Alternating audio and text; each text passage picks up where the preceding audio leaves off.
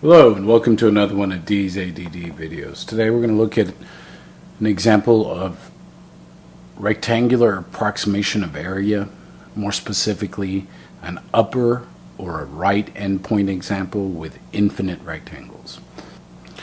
So we're going to look at the function of x squared between the x values of 0 and 2 and the bottom boundary being the x-axis, y equals 0. We're going to use infinite rectangles. Alright, so how do we begin? Step 1. Step 1, you gotta find delta x and xi. So if we have delta x is b minus a over n, since we're doing infinite number of rectangles, it stays 2 over n.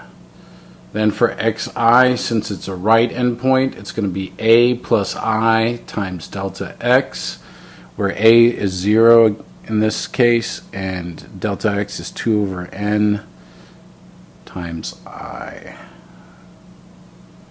So that when you simplify, you get 2 over ni. So next we got to find f of xi. To find f of xi, what you do is you take your function and you plug in xi that you just calculated it into your function, and that'll give you f of xi. So plug in 2 over ni, square it, you get 4i squared over n squared. Then we got to plug into our formula and evaluate this summation. So here's the basic formula. We've got the summation from I equals 0 to I equals n, and we have f of xi times delta x. So when we plug in, there's your f of xi we just calculated in step 2, and then delta x was calculated in step 1. Then you simplify, so just multiply what you can multiply. And when you do that, you get 8 over n cubed times I squared. If you remember, I squared equals n times n plus 1 times 2n plus 1 over 6. This is if we're doing the summation of I squared from 0 to n, that's what it becomes. And when I evaluate that, I plug in the I squared. Here's the I squared plugged in. And then you got to do some simplification, so you FOIL all this out. So I did that off to the side over here. We've got n times n plus 1 times 2n plus 1. I decided to distribute the n through first, then FOIL this out. You end up with this. That takes place of that product in the numerator. The 8 is alongside it with the 6 times n cubed in the denominator. Distribute the 8 through. 16, 24, 8. Then at that point, you split up each term, cancel what you can cancel, and you end up with n cubes canceling, n squared and n cubed cancel, leaving you an n in the denominator.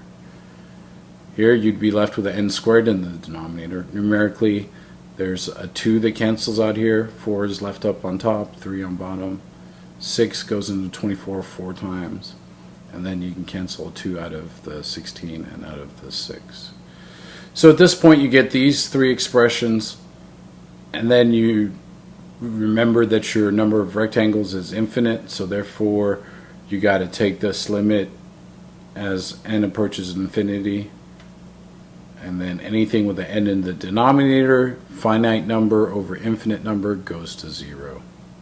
So that goes to 0, that goes to 0, you're left with 8/3. Okay, so that's relatively intermediate, maybe basic to intermediate I problem. So you can see they can get a little tedious if you don't know what you're doing. Just calculate delta x, f of xi, plug in your formula, simplify using the rules from your summation from the concept video, or your textbook should have them as well. Then at that point, you simplify, evaluate, take the limit as n approaches infinity if it's infinite number of rectangles. If it was finite, let's say it was 5 rectangles, you would have plugged in a 5 everywhere you see an n to get an answer. All right? So practice, practice, practice. I hope I helped eliminate any doubts that you might have. Thank you and have a nice day.